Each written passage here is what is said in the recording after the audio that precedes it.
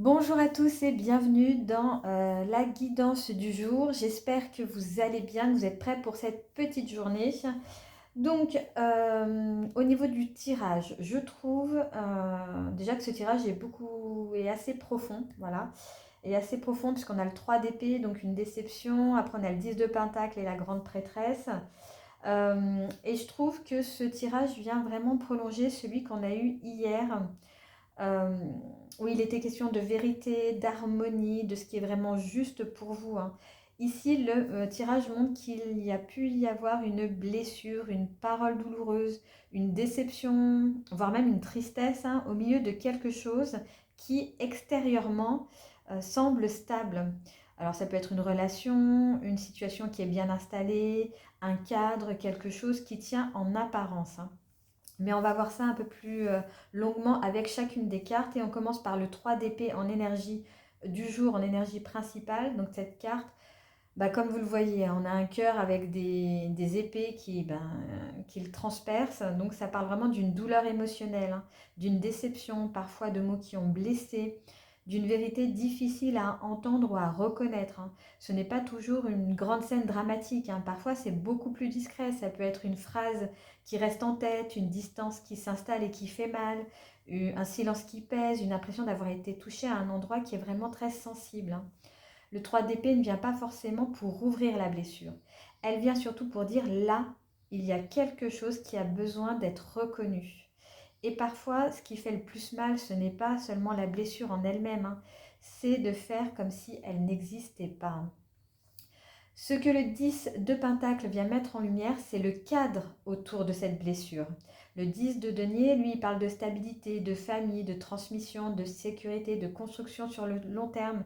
Voilà, ça peut être une situation qui est bien installée, une dynamique familiale, ça peut parler de couple, de travail, quelque chose qui représente vraiment une forme de socle. Mais ici, après le 3 d'épée, il peut venir poser une question qui est assez délicate. Est-ce que quelque chose est vraiment solide ou est-ce qu'on maintient une structure parce qu'elle rassure même si une douleur reste dessous, hein. Ça ne veut pas dire qu'il faut tout casser, pas du tout, hein.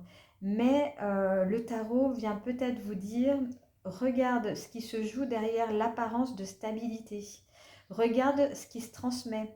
Regarde ce qu'on garde parce que ça s'est toujours fait comme ça en fait. Et même si ça n'apaise plus vraiment, même si c'est voilà, même s'il y a quelque chose qui a été blessé en fait. Et on termine par la ressource du jour qui est la grande prêtresse. Donc là, ça nous parle d'intuition, de silence, d'écoute intérieure. Elle ne pousse pas à réagir dans l'urgence, hein. Elle ne nous dit pas euh, tranche tout de suite une situation, envoie ce message tout de suite. Non, pas du tout, hein. La grande prêtresse, c'est cette partie de vous qui capte les non-dits, qui sent quand quelque chose sonne faux, qui sait parfois avant même que les mots ils arrivent, hein.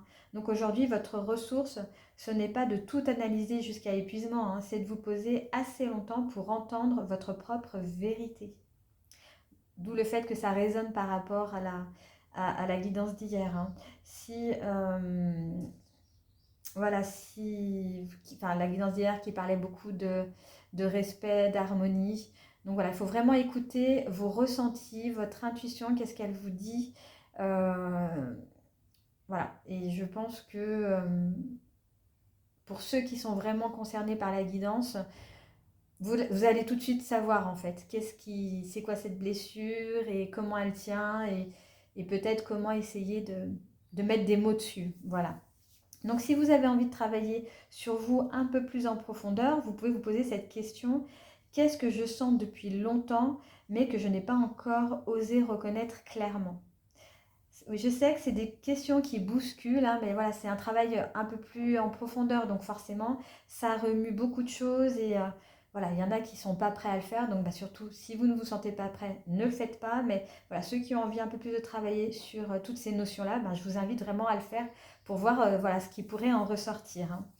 Et dans votre journée, le petit geste tout simple que vous pourriez faire, ce serait en fait, de ne pas forcer les choses. Voilà, de ne pas forcer une réponse. Si quelque chose vous touche, prenez un moment avant de réagir. Voilà, ne partez pas tout de suite au quart de tour.